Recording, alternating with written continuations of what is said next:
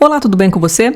Meu nome é Jaque Santos e nesse vídeo eu vou continuar a série Investindo em Bitcoin na Prática e também vou compartilhar notícias relevantes da última semana. E se você achar que as informações que eu vou compartilhar foram relevantes, não esqueça de deixar o seu like, se inscrever no canal e ativar as notificações.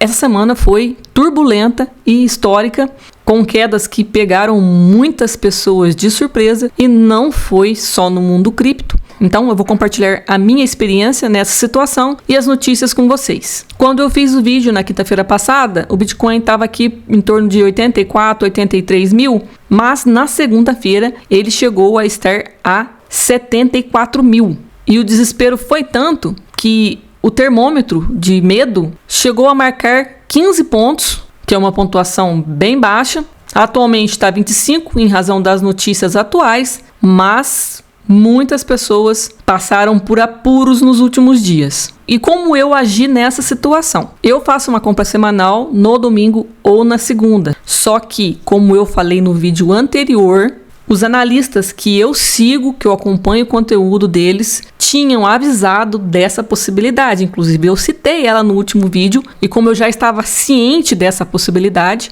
no domingo eu fiz a compra ao invés de fazer a compra na segunda e também deixei uma ordem na corretora para uma compra caso o valor chegasse a 77 mil. Então, mostrando aqui os detalhes dos meus investimentos, no domingo eu fiz a compra semanal de $10, pagando o valor de 79 mil dólares e eu deixei uma ordem na corretora que foi acionada na segunda-feira no valor de $50. Eu paguei 77 mil dólares no Bitcoin. E depois desses dois investimentos, o meu preço médio passou para 80.658. Atualmente tem um prejuízo de 1,25 dólares, em porcentagem menos 1,04%.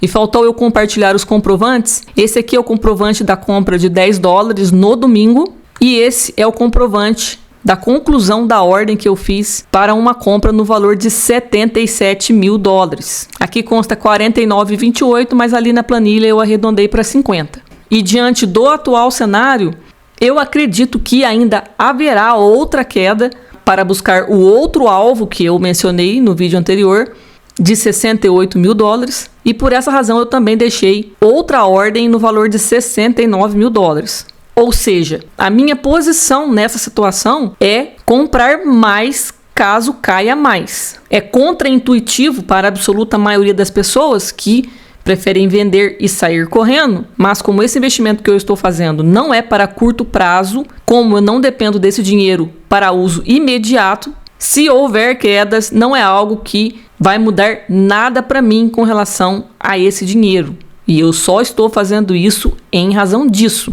É um valor pequeno, então eu tenho esse conforto de poder fazer esse tipo de escolha. Isso explicado, agora eu vou entrar na parte das notícias. No domingo o que se viu foi o mais puro desespero. Essa foi a imagem dos mercados americanos, o mercado regular, bolsa de valores, tudo vermelho. E nessa postagem o Ash Crypto falou o seguinte: 6,1 trilhões foram eliminados do mercado de ações dos Estados Unidos em 2 dias. Em 2 dias, 872 bilhões de dólares foram eliminados do mercado de ouro. Em 2 dias, 250 bilhões foram eliminados do mercado de prata. 90 bilhões de dólares entraram no mercado de criptomoedas em 2 dias. Mas a criptomoeda é muito arriscada e você só deve possuir ações e ouro. Claro que essa postagem foi sarcástica e eu estou compartilhando ela porque no momento em que ela foi feita, o sentimento geral era de que as criptomoedas não seriam atingidas e o Bitcoin também não seria atingido. Apareceram notícias como essa aqui, falando que o Bitcoin se mantém firme enquanto as ações perdem 5 trilhões na venda recorde das tarifas do presidente dos Estados Unidos. Mas aí o que aconteceu? Na segunda-feira, o balde de água fria veio e o Bitcoin despencou e atingiu o menor patamar em 2025 em razão do tarifaço também. E aí caiu a tese de que o Bitcoin tinha se descolado dos demais mercados. Ele ainda assim pode ser atingido em razão de oscilações das bolsas de valores. E dos demais investimentos ainda não está 100% imune. Só que o que aconteceu reverberou em várias possíveis mudanças que serão favoráveis ao mercado de criptomoeda. Uma delas é que já começou uma cogitação de que pode ocorrer 5 cortes de juros nos Estados Unidos em 2025. O que até poucos meses atrás era algo imaginável, porque estava sendo cogitado esse ano um corte ou no máximo 2 cortes até o final do ano. Isto dado o agravamento do quadro econômico. E para quem não está por dentro de como tudo funciona, o corte de juros, se ocorrer muitos cortes, isso influencia diretamente o mercado de criptomoedas, porque na verdade é uma injeção de dinheiro, porque o Fed vai literalmente imprimir dinheiro e injetar na economia, algo semelhante ao que aconteceu na pandemia, e uma parte desse dinheiro sempre vai para o mercado de criptomoedas. Só que os analistas mais conservadores acham que 5 cortes é algo totalmente fora da realidade. Só resta aguardar para ver o que vai acontecer. Agora, com relação à evolução de todas as medidas de perseguição contra o mercado de criptomoeda, o Departamento de Justiça dos Estados Unidos acaba com a divisão de criptomoedas e encerra a guerra contra a indústria. Blanche aponta que os funcionários do DOJ devem processar indivíduos que prejudicam investidores em ativos digitais e não corretoras, mixers como o Tornado Cash e carteiras offline. Então existia um departamento só para perseguição do mercado cripto dentro do Departamento de Justiça dos Estados Unidos, e esse departamento foi fechado. Outra notícia positiva é que a Binance integrou compras de criptomoedas com 2 carteiras digitais. A exchange avançou em sua estratégia de expansão global e passou a aceitar Apple Pay e Google Pay como forma de pagamento para a compra de criptomoeda. E esse é um avanço considerável, porque cada vez mais são abertas opções para a compra de criptomoedas e integrações com as formas de pagamento que são usadas no dia a dia. Está ocorrendo uma simbiose dos dois mundos e mostra que, com certeza, isso está acontecendo em razão do aumento do interesse na compra de criptoativos. Então, depois de todo o turbilhão que aconteceu nessa semana, ontem aconteceu uma pausa nas tarifas, o que automaticamente já gerou uma alta em todos os mercados. Então, quem se deixou levar pela sensação de desespero quando viu o gráfico aqui em 74 mil e vendeu alguma coisa no prejuízo, viu que foi um resultado de curto prazo. O Bitcoin mostrou a sua força, apesar de cair de 84 para 74. Ainda assim, ele já subiu aqui para 83 ontem, na quarta-feira, quando foi noticiado a retirada das tarifas. Então, isso colabora para fundamentar que quando você faz investimento, você compra ou você vende baseado em notícia, você não tenha dúvida nenhuma, você será manipulado. E eu vou compartilhar mais uma informação que eu achei interessante. Nesse artigo aqui foi compartilhado a opinião de um dos fundadores da Cardano. E na opinião dele, no achismo dele, segundo a bola de cristal dele, o Bitcoin ultrapassará os $250 mil este ano, e as 7 magníficas, que são ações mais valiosas do S&P 500, que é a Bolsa de Valores dos Estados Unidos, começarão a usar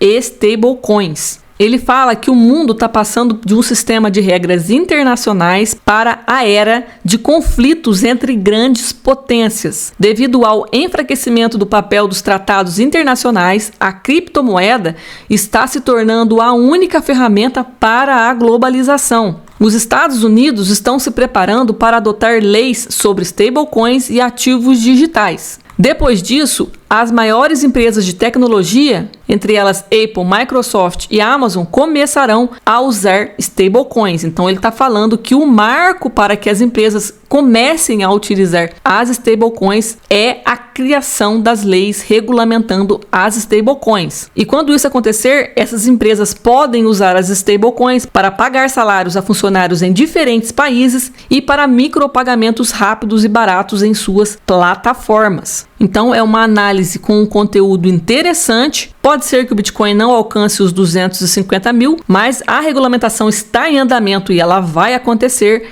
E se de fato tiver a adoção dessa tecnologia por essas empresas e demais empresas nos Estados Unidos, a quantidade de dinheiro que vai entrar no mercado cripto é gigantesca. E, claro, vai iniciar pelas stablecoins, mas isso, mais hora, menos hora, vai poder se converter em criptomoedas. E vendo tudo isso, baseado em todas as informações que eu compartilhei aqui no canal, tem várias informações que eu sei também, que eu não cheguei a compartilhar ainda, todas mostrando o entrelaçamento do mercado com o mundo cripto, me levam a acreditar que, num futuro próximo, ocorrerá uma valorização acentuada nas criptomoedas em razão dessa junção. Por essa razão, o meu investimento em Bitcoin não é pensando no curto prazo, porque tudo isso vai levar um tempo para se desenrolar. Muitas amarras estão sendo retiradas, muitas leis precisarão ser feitas, muitos acordos precisarão ser feitos. Então, à medida que isso for evoluindo, vai acabar refletindo nos preços e, no meu achismo, a probabilidade deste tipo de investimento ser interessante a médio e longo prazo é muito grande. E em razão desse possível potencial que eu resolvi começar essa série aqui no canal, porque se apenas uma pessoa no futuro for bem sucedida com esse investimento porque ouviu eu falar sobre isso, eu já estarei satisfeita. E para encerrar o vídeo de hoje, uma notícia brasileira falando que a terceira turma admite envio de ofício às corretoras para encontrar e penhorar criptomoedas do devedor. Então, em muitas notícias que eu estou lendo, há a demonstração de perseguição do judiciário brasileiro para ter acesso às criptomoedas dos investidores que têm algum tipo de dívida e investiram todo o seu capital nesse tipo de investimento. E não tenha dúvida disso, é um espelho do que estava acontecendo no governo anterior dos Estados Unidos, porque ao contrário do que está acontecendo lá, aqui a ideia é perseguir o máximo possível para que ninguém deixe de declarar esses investimentos ou deixe de pagar qualquer coisa que seja, porque todo o seu dinheiro está em criptomoedas. Mas atualmente fazer isso não é tão fácil, mas eles estão evoluindo, estão desenvolvendo maneiras de perseguir esses investimentos. Aqui nesse artigo fala o seguinte: a terceira turma do STJ entendeu que no cumprimento de sentença, o juízo pode enviar ofícios às corretoras de criptoativos com o objetivo de localizar e penhorar eventuais valores em nome da parte executada. O relator da terceira turma, ministro Humberto Martins, ressaltou que as criptomoedas são ativos financeiros passíveis de tributação que devem ser declarados à Receita Federal. Conforme disse, apesar de não serem moedas de curso legal, elas têm valor econômico e são suscetíveis de restrição. Os criptoativos podem ser usados como forma de pagamento e como reserva de valor. E outro ponto interessante que foi falado aqui, em voto vista, o ministro Ricardo Vilas Boas Cueva informou que o Conselho Nacional de Justiça está desenvolvendo uma ferramenta